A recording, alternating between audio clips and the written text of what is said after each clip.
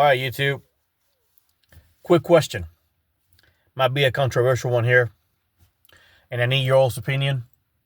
I already know how I feel about it, but I want to know the overall feel for everybody. So here's my question: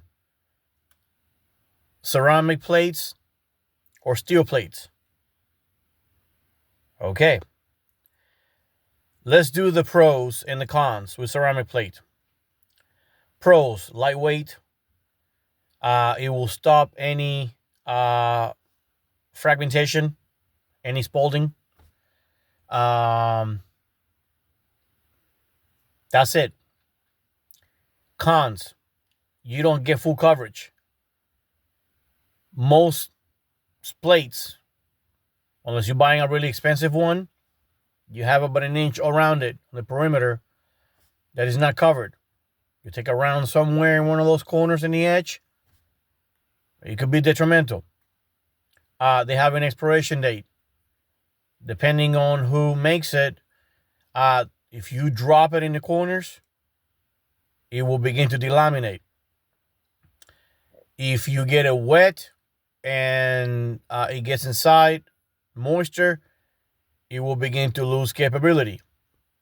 Price: T-Moon plates, $85 to $100 a plate. You take your chance on that. Expensive plates, real good plates, $500 to $700 per plate, front and back. NIJ rating: 3 hits, 4 hits. If he passes, it's good. But the problem with ceramic plates is, once you start shooting that plate, it begins to deteriorate. Okay? All that stuff breaking inside, holding all that spalling and all that round breaking apart, is shattering that ceramic plate. So you start losing capability. Okay? Think about that in a long-term scenario. Okay? Let's do steel plates. Heavier. Yeah, heavier. Full coverage. You can put spalding on it, and you can maintain and keep all the fragmentation from hitting your neck, your armpits. If it begins to deteriorate, there are ways that you can actually mitigate that. You can have your own Rhino line. You can buy Kevlar bags so you can put your plate in there. Really cheap. And you can continue to use the plate. Designed to take many hits. It will not deteriorate. What will change that?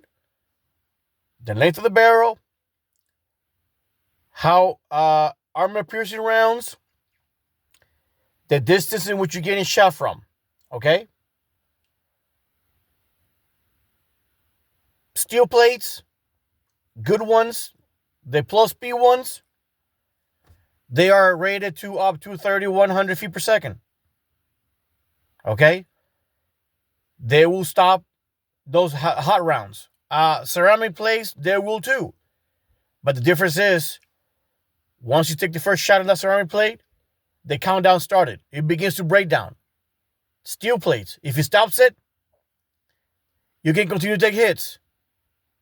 Taking into consideration distance, length of the barrel, armor piercing, and how hot that round is. Okay? The other issue that you need to keep in consideration here is long-term usage. We're not in the military. We're civilians. We don't have a logistic department that can issue you new plates in the event that you get shot. What we have is what we have. If I leave my house with steel plates, I have a better chance of surviving multiple engagements where if you maintain your distance and you get shot, gravity will begin to affect that round. That speed is going to be at a certain distance only. With ceramic plates, whether it is distance or not, it will stop the round, but it will begin to deteriorate. So I'm looking at the difference between ceramic plates and steel plates in the performance category, long-term versus short-term gain. You can only leave home with one set of plates. Which one will you choose? That's the question that I ask. Okay? Leave me a comment. I really want to know.